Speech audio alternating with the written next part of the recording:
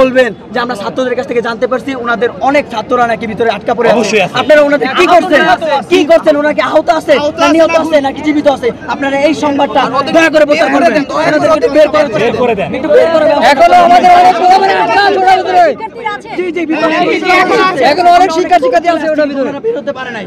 আমাদের মধ্যে অনেক মেয়ে শিক্ষার্থীরা ভিতরে আছে, কারণ ছেলেরা তো বের হয়ে আসতে পারছে কিন্তু অনেক মেয়েরা বের হয়ে আসতে পারে নাই। আমরা গেট টপকায় তারপর বের হয়েছি।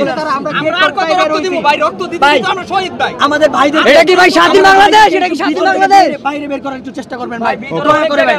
অনেক মানুষ আছে ভাই, অনেক স্টেশন ভিতরে আছে, অনেক গোলালে ধরে নিয়ে গেছে। যখন সচিবালয়ের ভিতরে সংঘবদ্ধ হই, আমাদের সংঘবদ্ধের ভিতরে তারা সাউন্ড গ্রেনেড মারে, আমাদের সবাইকে তারা টিয়ার শেল নিক্ষেপ করে।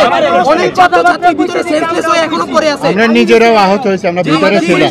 আমরা নিজেরাও ওনারা মাথায় আঘাত আমাদের এত বড় লাঠি চার্জ করতে, এটা তো কোনো করছে আমাদের ইট পায়ে চার্জ করলে একটা মানা যায় যে পায়ে চার্জ করা যায়, বডিতে চার্জ করতে ওনারা যে যেভাবে পারছে আমাদের ওইভাবে একটা মেয়ের মাথায় যখন চার্জ করতে মেয়েটা পড়ে গেছে, ওকে বের করতে গিয়ে আরো শিক্ষার্থীরা মানে আটকে পড়ে যায়। তখন ওনারা যখন একটু পিছে হাঁটে, ওনারা যখন চার্জ কিন্তু ধারাবাহিকভাবে চালায় না, একটু পিছে যায় আবার অ্যাটাক করে, এরকম ভাবে চালায়।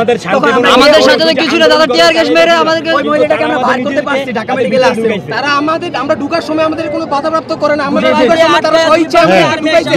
আমরা ঢোকানোর পরে তারা চারদিক থেকে গেট লক করে দেয়। আমাদের সাথে অনেক ভালো ব্যবহার করছে, ভালো ব্যবহার করে লোকাল বাসে যেমন আপ্যায়ন করে উঠায়, ঘাড় ধাক্কা দিয়ে নামায় দেয় না, ওই রকম ভাবে আমাদের অনেক আপ্যায়ন করে ঢুকাইছে ভিতরে, অনেক ভালোভাবে ঢুকাইছে। কিন্তু ঢুকানোর পরে 4 বাস দিয়ে আটকে দিছে, তারপরে সাউন্ড গ্রেনেড মারছে, একদম সরাসরি গুলিও মারছে। তাদের ভিতরে আনুমানিক কতজন শিক্ষার্থী সচিবালয়ের ভিতরে এখন আনুমানিক 10 শিক্ষার্থী আছে, আরো বেশি আছে ভাই। এরকম আমরা তো আনুমানিক এটা প্রবেশ করে আমরা যখন বের হইছি তখন তো